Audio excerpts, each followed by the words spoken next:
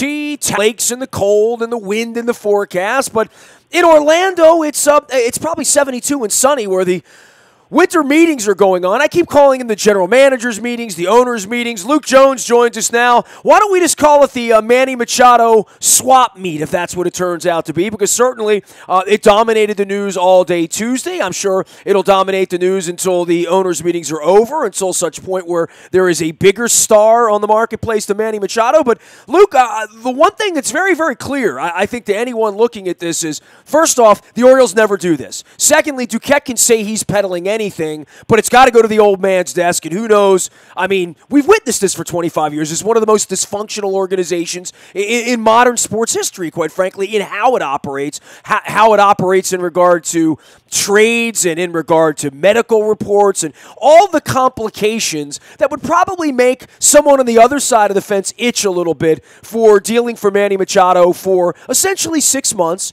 And there are a couple of teams out there, but it's not like it would be with Manny Machado on the open market where here come the bidders. No one wants to give up 2 starting pitchers to rent Manny Machado for 6 months and maybe lose him.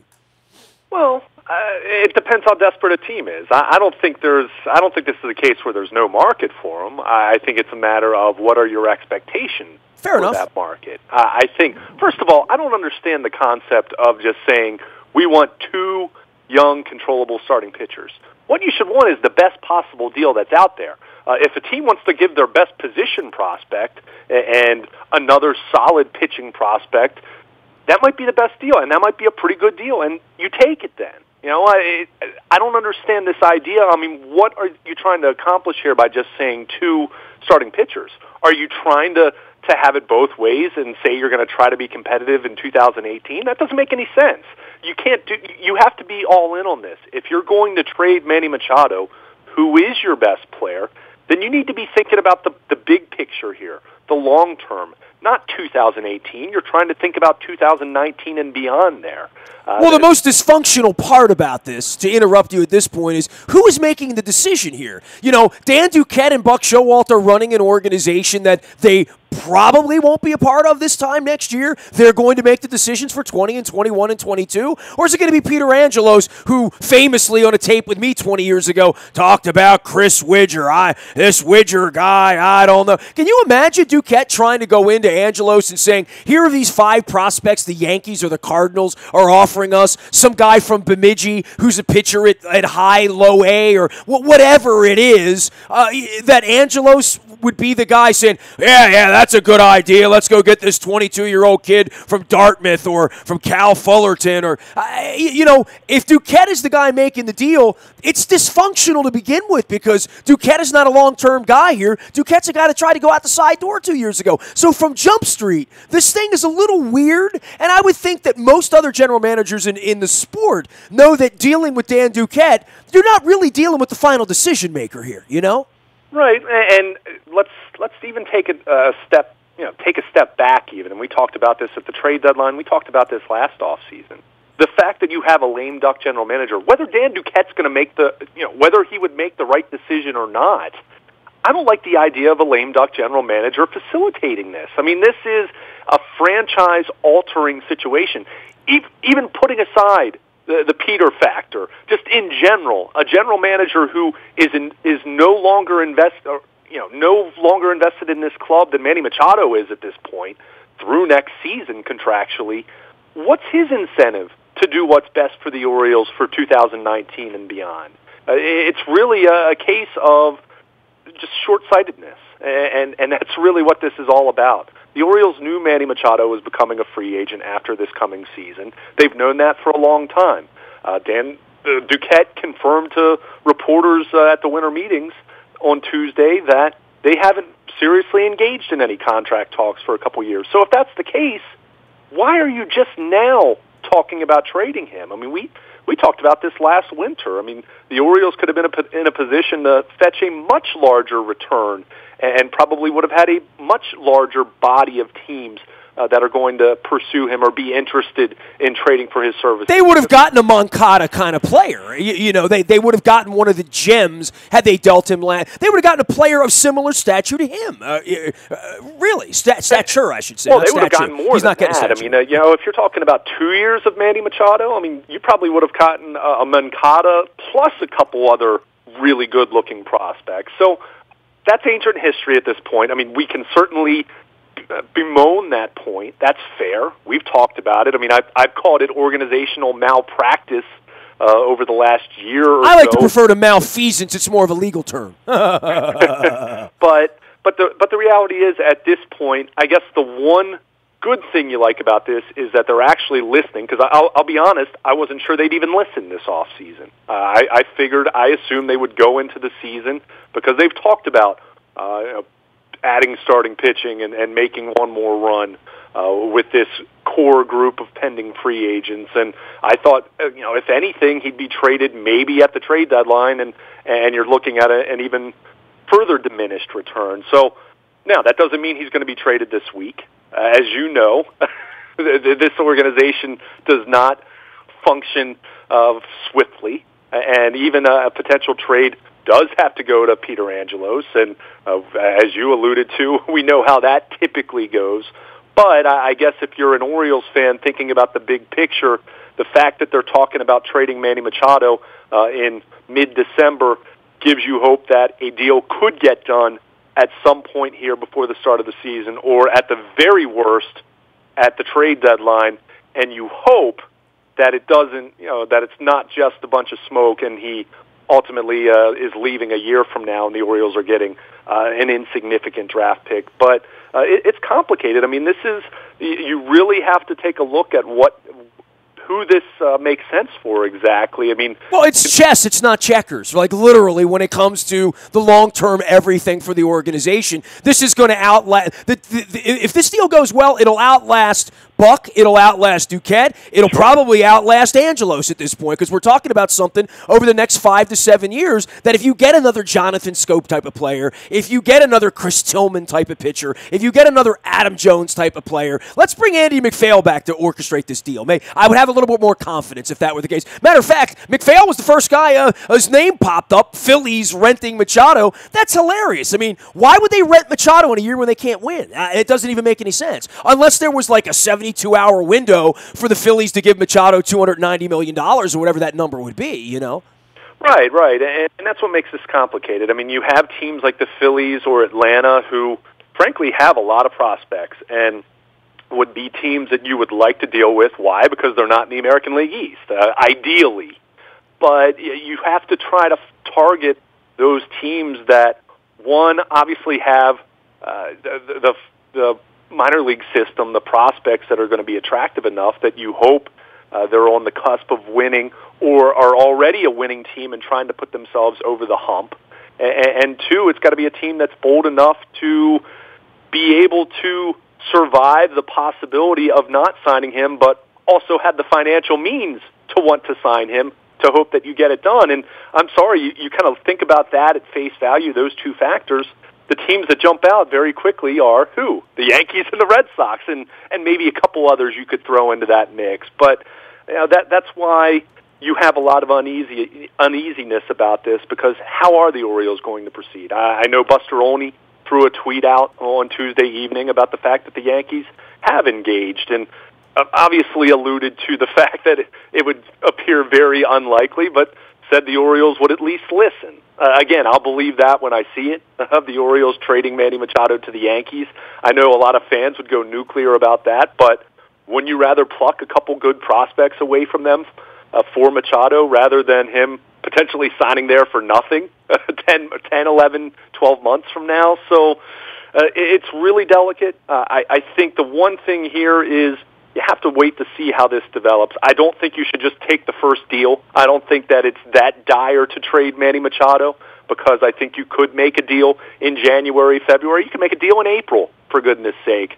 Any time up until the trade deadline, which is obviously when this, when you're drawing dead at that point. But it's really complicated because of the reality that you're talking about a guy who has 1 year of club control remaining. You have a guy who is going to be making real money next year, not insane money, but he's still not going to be cheap.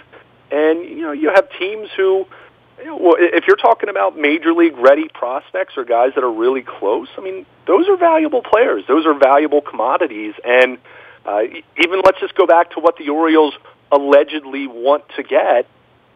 Controllable major league starting pitchers or young starting pitchers, whether they're at AAA or they've had a cup of coffee in the majors at this point, those are really, really valuable commodities.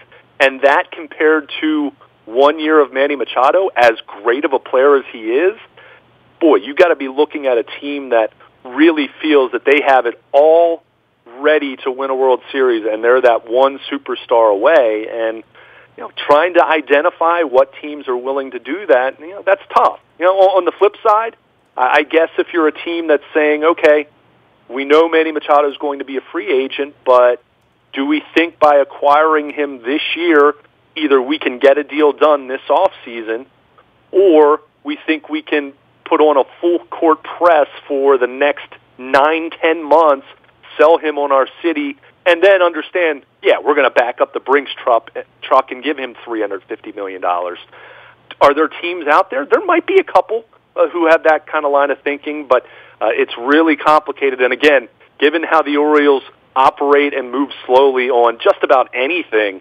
I have a really difficult time seeing a deal consummated at the winter meetings or frankly, any time real soon.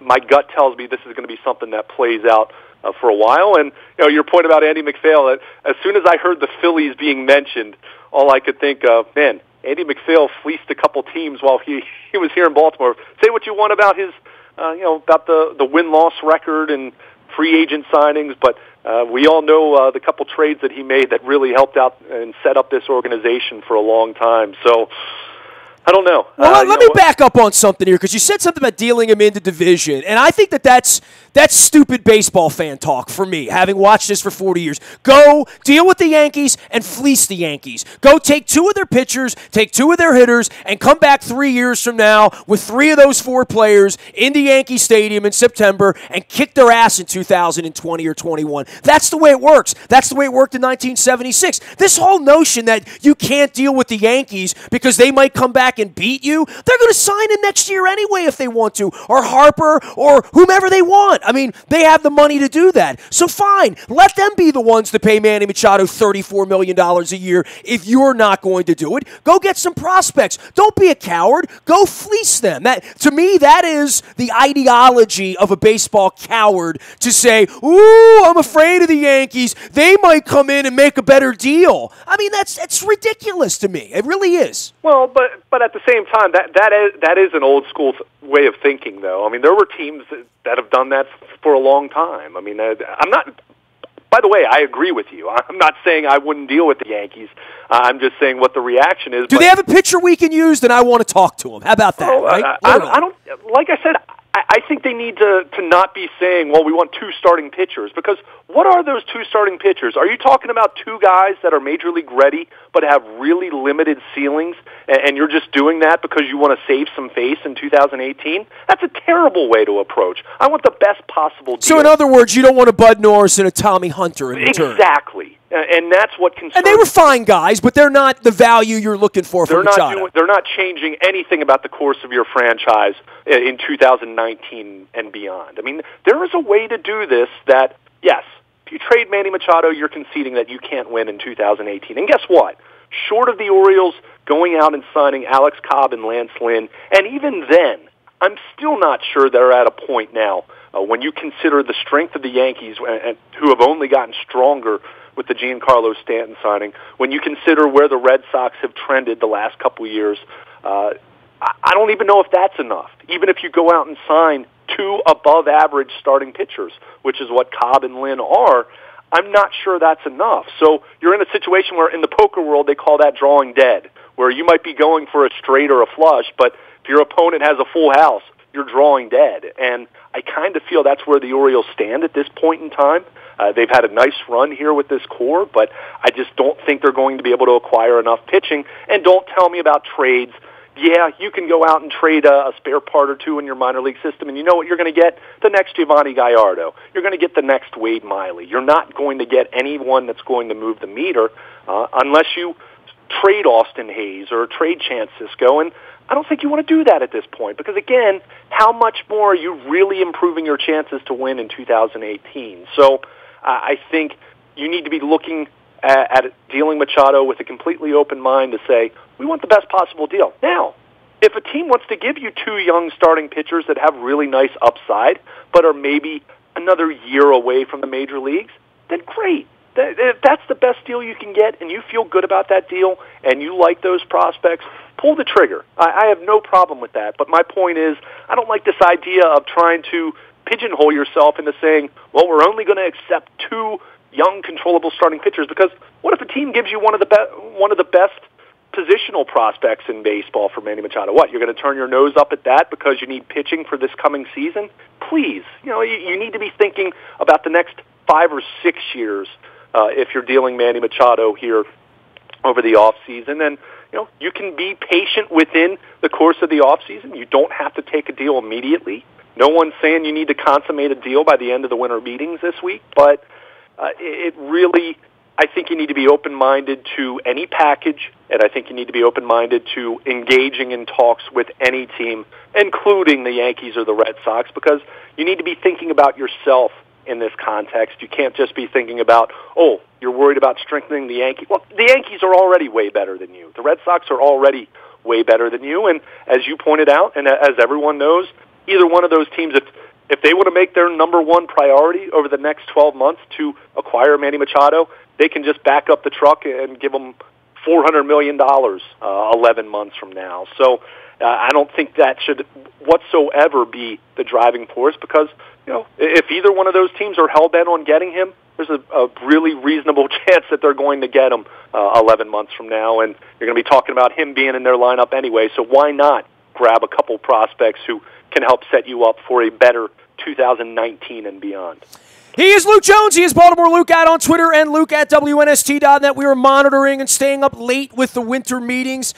So much of this is going to get dominated by Machado from our perspective, but there's a lot going on here, man. And as I said, chess not checkers at this point for all of these teams and for how these pieces fit together and where all these rumors come from. The Machado thing has been mainly about the Cardinals, though, right? Like, the Cardinals would be the frontline team for this if there were to be a deal. And I think, look, if you gave me $1 right now and said, are they going to deal Manny Machado? I would say no way because there's no history of it. I mean, literally, I don't think there will be a deal that will get to the old man's desk that he can understand well enough or check off on the arms of 20 and 21 and 22-year-old pitchers, right? That he would feel comfortable in doing this and dealing off a guy that might go to the Hall of Fame at some point, even though he won't be around to see it. So I really do think we're going to put a lot of breath into this and a lot of air into this, but then I have to really sit back and say, what's really going to happen for this team? What's this team really going to look like in spring training 10 weeks from now?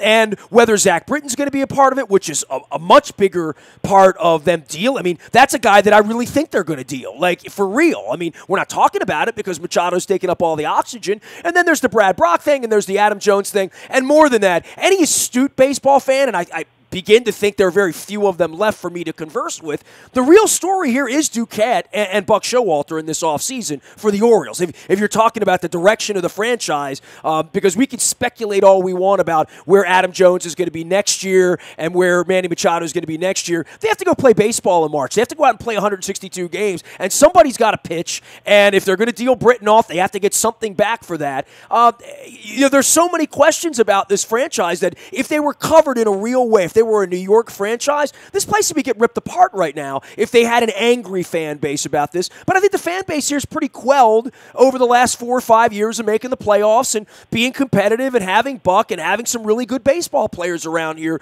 The question is, are they going to have any really good baseball players around here this time next year? And Jonathan Scope will be then getting, if he has another 30 home run year, then we'll be talking about, well, he's now Machado. He's a guy that's going to get $100, $150, $200 million. Are you going to be the one to give it to him or not? This should be the offseason. They're locking Scope up. They're figuring out the future of the franchise. They're figuring out whether Buck's going to manage this thing for 3 years after this year. They're going to figure out whether Adam Jones is going to be re-upping here or moving on to Anaheim or San Diego or wherever he's going to go at the end of next year. But, the Machado trade that you and I really believe probably is not going to happen is going to take up all the oxygen here.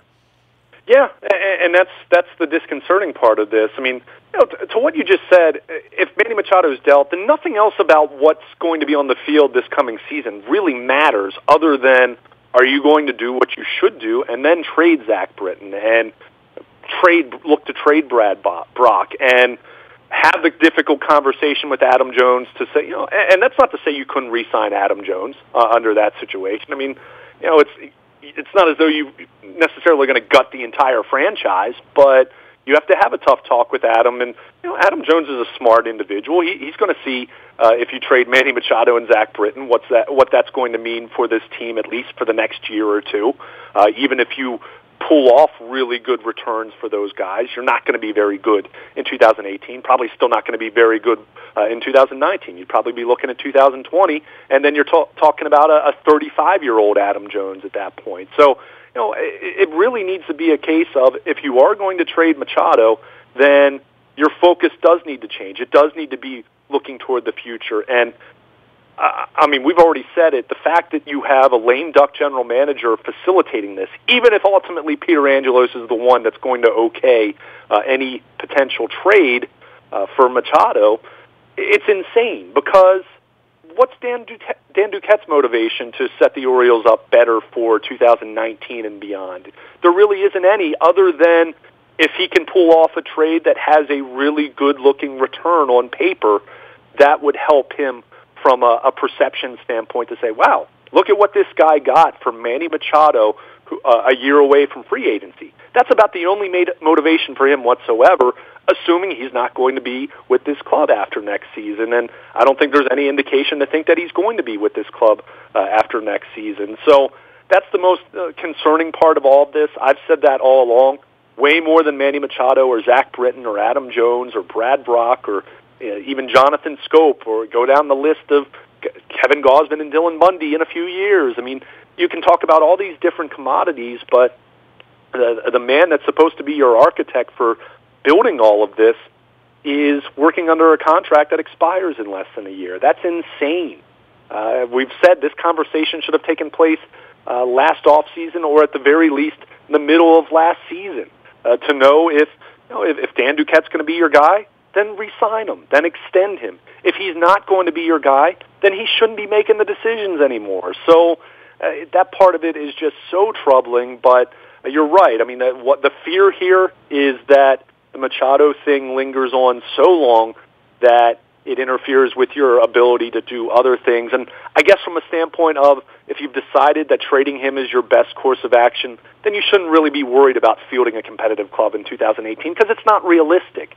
So that's when you should shift your attention to trying to extend Jonathan Scope, trying to trade Zach Britton, trying to trade Brad Brock, being open to other trades, quite frankly. I mean, as much as I love Michael Givens, and I've heard some people label him untouchable, which is silly. I mean, we're talking about a reliever here. I'm sorry. I love Michael Givens. I think he can be a closer in the major leagues. But the idea that he's going to be untouchable, I don't know, if some team wants to give you, and I don't know what it would be, not an Andrew Miller haul because that's not realistic, but if some team wanted to give you a really nice package of players for a guy like Michael Givens, then why wouldn't you do it? Because chances are by the time you're ready to really be a contender again, he's probably going to be a free agent and long gone at that point. So, I think you should be open to just about anything.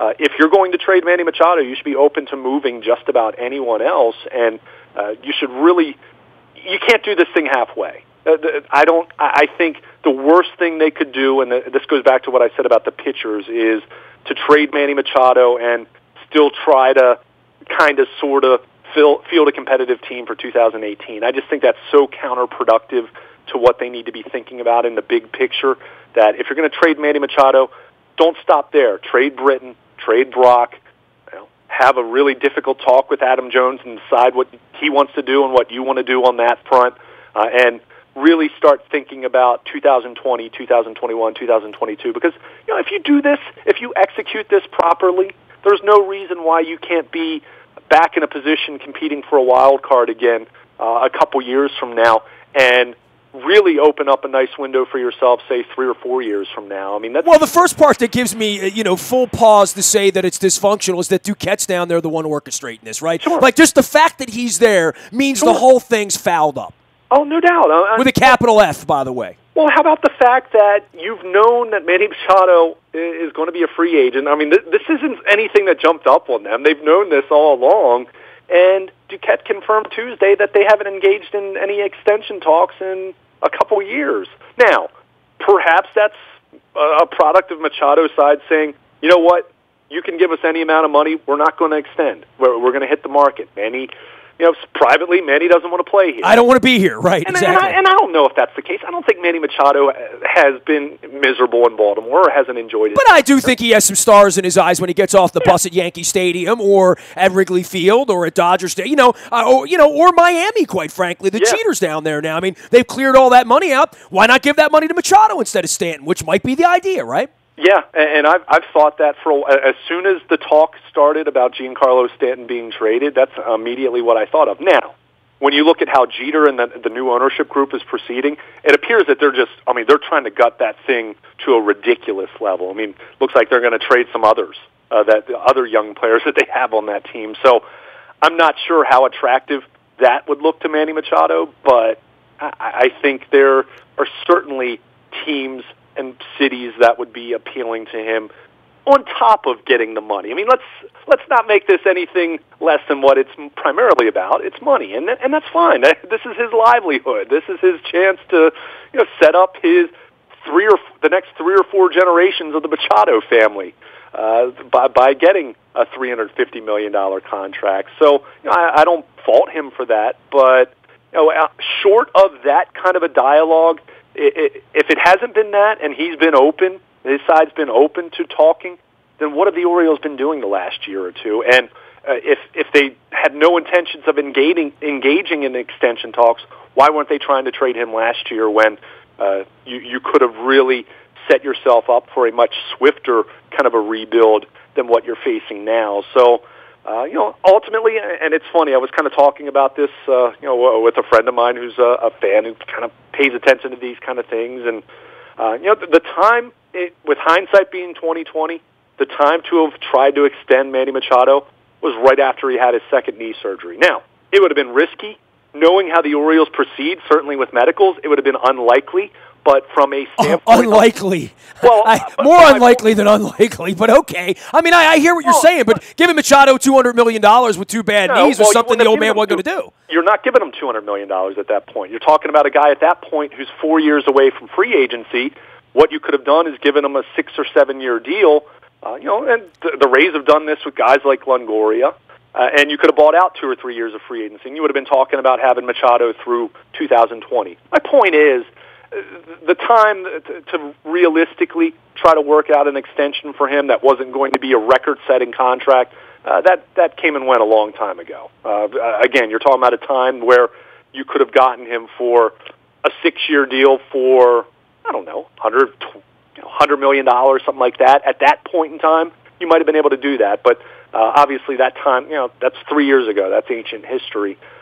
So, ultimately at this point, you can either continue to go down the same road and risk losing him for next to nothing, or you can cut your losses and, if you play your cards right and, you engage with every team in baseball, every team in baseball that has interest in him, I think you can still get a pretty solid return for him. And, if you strike right and one of those players pops, who knows? Maybe you put yourself in a really good position and not missing Manny Machado all that much 2 or 3 years from now. So, it'll be fascinating to see how it plays out, but definitely unsettling when you consider Duquette and ultimately, more than anything else, any potential deal even being agreed upon needing to be approved by Peter Angelos. And as you alluded to, and as we've all seen play out so many times, you'll kind of believe it when you see it that gets consummated. But again, I'll go back to my initial point.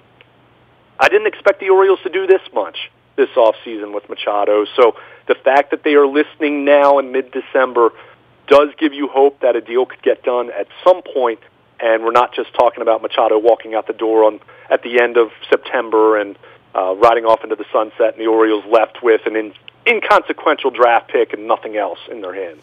He is Luke Jones. He is Baltimore Luke out on Twitter and Luke at WNST.net. I swear we're going to talk some football before the week is over. Luke and I were together into the night and into the morning in Pittsburgh over the weekend. Headed off to Cleveland this weekend for full coverage. Luke is on the backfields in Owings Mills. We'll have that for you first. Any breaking news from Orlando? And a tongue firmly planted in chic. You'll get it first on the WNST Tech Service. That is all brought to you by Coons Ford of Security Boulevard. Dennis Colatzos will be here on Thursday, driving you home from 3 until 5. Our morning newspaper ships to your email inbox at 7 a.m. each and every morning. That's brought to you by Planet Fitness and PlanetFitness.com, where it's still $10 a month to get in the best shape of your life, guaranteed. Last but never least, anything you miss around here, you can find right out in the buyatoyota.com audio vault. It's there for you 24 hours a day. You can download the TuneIn Radio app and listen from anywhere, anytime, anyway on your mobile device. We go all over. I remember we were just a little AM radio station. It's amazing. Nasty at WNST.net finds me. Facebook, Twitter, LinkedIn, Snapchat, Instagram, streaming live on our Facebook as well as our YouTube WNSTV channel. If you are watching our stream, you're seeing my Smithereens, especially for you shirt. We lost a dear friend of mine and a often guest of mine here at WNST, Pat Denizio, the lead singer of Smithereens.